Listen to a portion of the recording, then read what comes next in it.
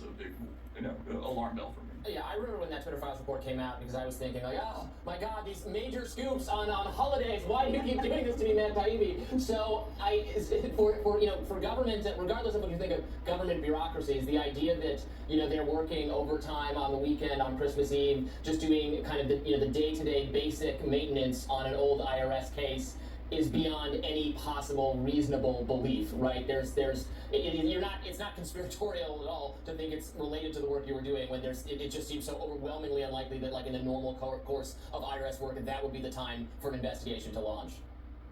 Yeah, I can't think of an innocent explanation for it, especially when you couple it with what the issue is. One of the reasons that I told the committee, they originally, when they left... So, as a journalist, your business, you're in the business of communication. You're in the business of words, right?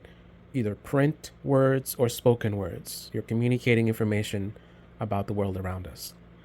This is Matt Taibbi, who is a journalist, and we have our other good friend, Robbie, at The Hill. So for people who make a living in communications, to say something as ridiculous as trying to defend their conspiracy by saying that it's not a conspiracy. Robbie just said this is not conspiratorial at all after describing literally a conspiracy. This is a textbook conspiracy, right? Now, the layman has been abusing, well, unfortunately, not just the layman, because here we have journalists doing it, but the layman has been abusing the word conspiracy, right?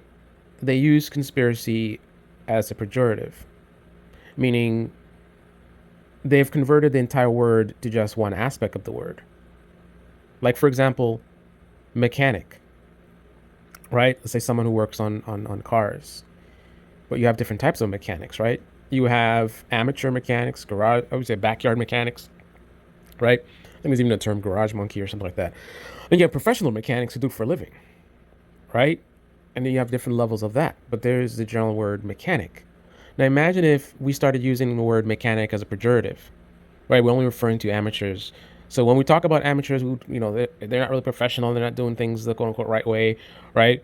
And then you have someone who is clearly a mechanic. You have a BMW mechanic, and you say, "Oh, this is not mechanical at all. He's not a mechanic. It's not like this guy's a mechanic." He is a mechanic, right? Because when you talk about conspiracy, you have different types of conspiracies, right? Just like you have an amateur mechanic, professional mechanic, you have absurd, ridiculous conspiracies based on nothing, based on emotion, based on, oh, I read something online, no critical thinking at all. And you have conspiracies that have a good basis. Now, I don't trust this guy, Matt Taibbi. I'm definitely on his side. I don't like Robbie either. I think Matt Taibbi is kind of a weasel. When he first talked about this IRS deal, I was very suspicious. I figured he probably didn't pay his taxes, and now he wants to go and try and make a story out of it. Oh, they're attacking me, whatever. Very, very skeptical of what he was saying. However, knowing what I know now, or listening to all the details that are coming out now, the claims that he's making, this is not sounding like a crazy conspiracy. I'm still skeptical, but it's not a crazy conspiracy. Right? This is not flat Earth. This is not Obama is a reptilian from another planet or something like that. This is something that has basis in fact. This is something that has a basis in logical deductions. I mean, I can be as skeptical as I want of Matt Taibbi, right? I can be as skeptical as I want of the idea, just like he was saying, how absurd it would be that the day after he testifies, they just go and do like this IRS audit. I mean, it just seems too cartoonish, right? But simply because I'm skeptical of those things does not make this little conspiracy a ridiculous conspiracy. It makes it a valid conspiracy, a conspiracy I'm skeptical of, but a valid conspiracy. Why? Because it is strange. The timing is strange, right? So it's unlikely that this report that came back with that letter that has a date of which this investigation was started. It's unlikely that that's faked, right? So I have to trust that that's accurate, that they did literally start this investigation on that time. And then Christmas Eve, like, it's bizarre that it's Christmas Eve. It's bizarre. It's so close to when he testified. The idea that certain parts of the government might be upset with him, what he was putting out there, and would try to potentially shut him up. I mean, that would not be strange at all looking at the historical context. Isn't it amazing to look at things through an objective lens and put your emotions aside? You see the things that you can see crystal clear, when you think that way, right? I'm able to be so skeptical, not trusting, don't have any respect for this guy or Robbie, but yet I can still clearly recognize that this is a valid conspiracy. I'm skeptical of it, but it's a valid conspiracy. It's not a ridiculous conspiracy, right? But the fact that Robbie, as a journalist, would say it's not conspiratorial at all after describing something that is literally a conspiracy. I mean, if the government were trying to secretly, because they didn't overtly, they didn't go out and say, hey, we're going to go and do this to you, or if you do this, we're going to, no. This would have been something done in secret because we had no communication that they were going to do this to him or they might do this to him. So if they went and secretly went to do this audit on him as a way to intimidate him, they are secretly doing something illegal, which is a textbook definition of a conspiracy. You're literally describing a conspiracy and then trying to defend your conspiracy by saying it's not a conspiracy.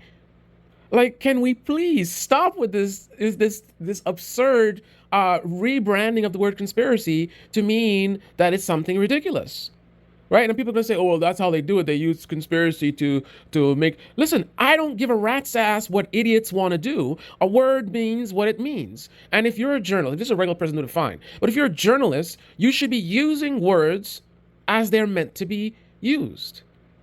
Especially when they're words as basic as conspiracy. It's not something complicated that maybe these guys didn't know. They don't know every single word. You don't know the definition of the word conspiracy? Especially after you literally just gave the definition of a conspiracy. You described a secret plot to do something illegal being done by the government. That is 110% conspiratorial. What he meant to say is that it's not some crazy conspiracy, and I would agree. It's not a crazy conspiracy. I'm skeptical of it, but it makes sense. It is logical that that is a potential thing that might be happening. Based on historical context, this is a type of thing that we've seen done in this country before. Now, it's cartoonish, the timing, the lack of, if this is a conspiracy, that they would do it in such a way, and that's part of the reason why I'm skeptical. Because the government, you may have all the critiques that you want, but they generally aren't this stupid. But they can be and have been, right? Which is why this is a legitimate conspiracy, right? It's not beyond imagination that our government would do something so ridiculous, right? I mean, this is the government that allowed a person like Trump to be elected and still allows this to happen.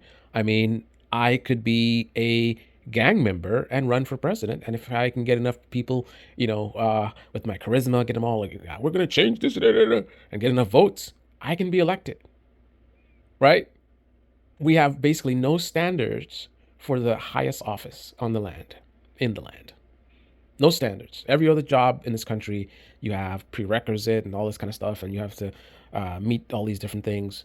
President, just be popular enough, and you can have the job. It doesn't matter how criminal you are, what frauds you created.